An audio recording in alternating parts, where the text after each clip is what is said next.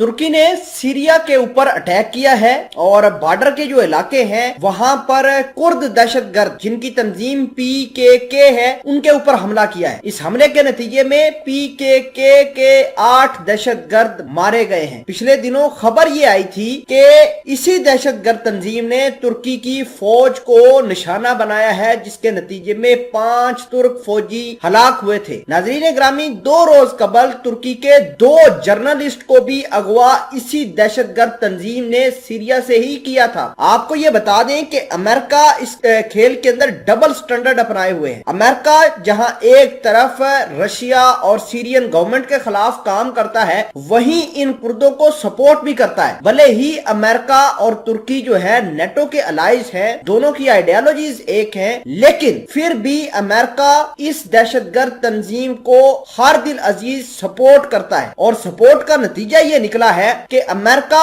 और जो तुर्की है सीरिया के अंदर अलग-अलग हो गए 2020 के अंदर, और उसके बाद इन्होंने अपने अपने इंटरेस्ट को परसू करना शुरू कर दिया था। अब मामलात इस कदर पहुंच गए हैं कि अमेरिका अपने हथियार देता है इन कुर्दों को, ये कुर्द उन्हीं हथियारों से अटैक कर रहे हैं तुर्की के सोल्जर्स को, और तुर्की ने आज रिटेलिएट बैक किया है। मामलात क्या है, तमाम तर चीजें आज की इस वीडियो में हम आपके साथ शेयर करते हैं और तुर्की के बारे में जो भी खबरें हैं आपके साथ डिस्कस करते हैं। छोटी सी गुजारिश है कि आप हमारा यूट्यूब चैनल हसना टीवी को सब्सक्राइब करके पास मौजूद घंटी के निशान को दबा दें ताकि लेटेस्ट न्यूज आप तक पर वक्त पहुंचती रहे। बात यह है कि तुर्की कहीं अफगानिस्तान के अंदर पहले उसके सोल्जर्स को नुकसान होता रहा क्योंकि नेटो का अलाइज था, फिर उसके बाद इराक के अंदर पिछले दिनों उसको नुकसान हो गया, उसकी एक बेस के ऊपर इन्हीं कुर्दों ने अटैक किया था। अब आपको ये बता दें कि ये जो कुर्द हैं इराक के अंदर, ये बेसिकली शियाज मिलिशियाज हैं और ईरान उनको सपोर्ट करता है। इराक के अंदर ईरान इन्हीं कुर्दों को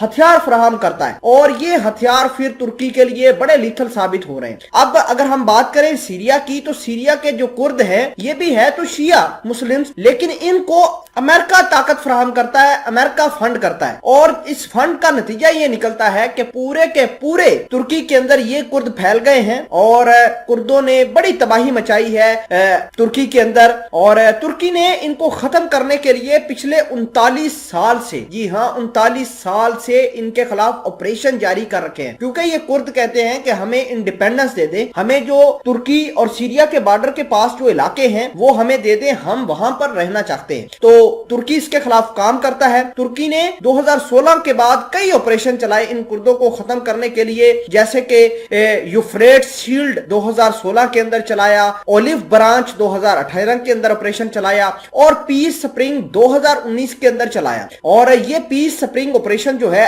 आज भी जारी और सारी है। आपको ये बता दें कि कुर्दों ने पिछले 35 साल के अंदर तकरीबन 40,000 से ज्यादा लोग सीरिया और इराक, इसके अलावा तुर्की के अंदर मार गिराए हैं, जिनमें खवातीन, बच्चे और बूढ़े शामिल हैं। आपको ये बता दें कि ये लोग तुर्की के खिलाफ काम करते हैं अमेरिका से फंड लेकर। फिलहाल के लिए आपको ये बता दें कि अब तुर्की ने ऑपरेशंस करने शुरू कर दिए हैं और तुर्की की दफाई मिनिस्ट्री की जानिब से ये बयान सामने आया है कि हम जो हैं ये इनके खिलाफ बॉर्डर के उस पार जाकर भी अटैक करेंगे। आज हुआ भी ऐसे ही, शाम के अंदर जाकर तुर्की की सिक्योरिटी फोर्सेज ने अटैक किए हैं और इतलात ये आ रही है कि रॉकेट से, ड्रोन से और लैंड फोर्सेस से अटैक किया गया है सीरिया के उन जगहों पर जहां पर ये PKK तंजीम के कारिंदे मौजूद थे।